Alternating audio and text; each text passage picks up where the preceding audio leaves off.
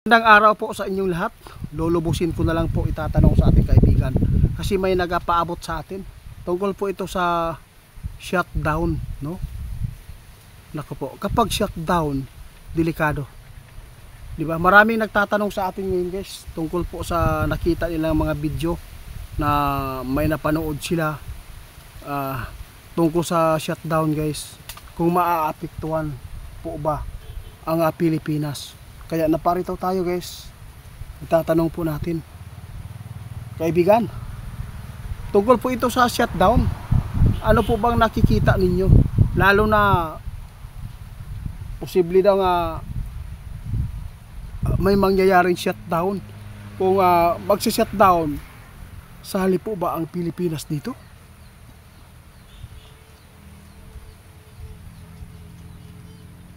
Ay tama, no? Guys, meron na pala kaming napaabot dyan.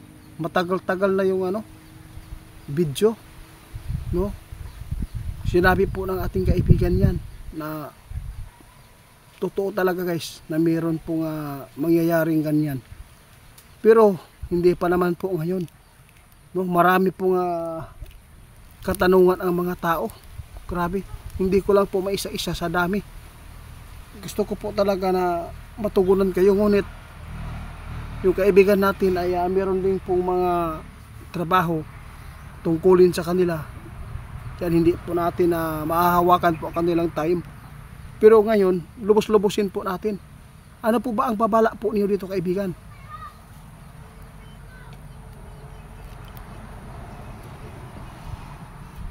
Sabi ng ating kaibigan, guys, may panahon pang mawala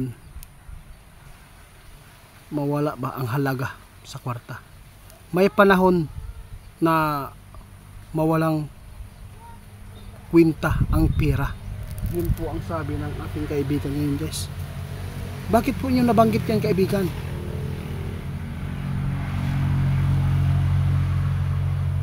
Di ba, guys, sinabi po ng ating kaibigan noon, posible tayong mawalan ng supply ng kuryente. Lalo na, iwan ko lang kung naayos po ba ito. Tayo ay na control po ng doon sa China. Sabi po nila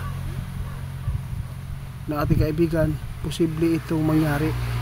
At saka yung sinasabi po sa atin na panood nila na shutdown, sali po tayo dito. Kapag shutdown, guys, nakakaawa po ang syudad. Yun po ang totoo, kaibigan.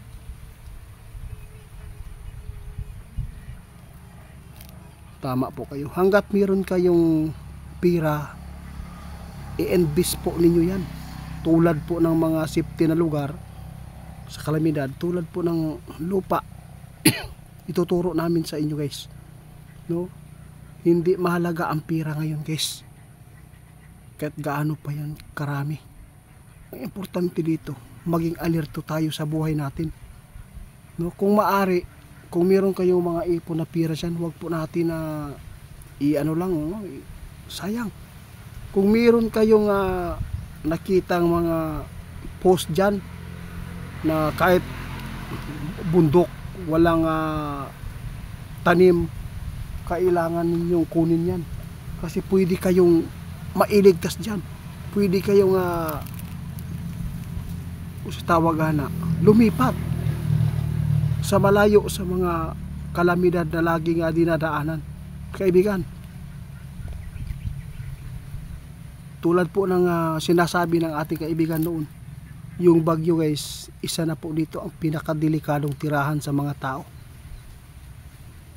Kaibigan, bakit po ninyo nabanggit po ulit ito?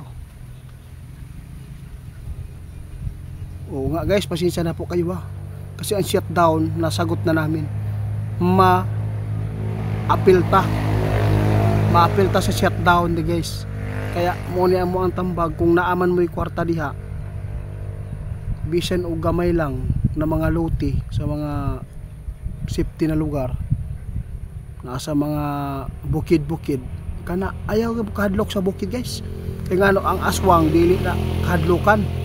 Ang kahadlokan nato karon ang kalikasan na maniningil na sa syudad. Alam po ba niyo kung bakit ang syudad dinadaanan ng ganyan na mga sakuna.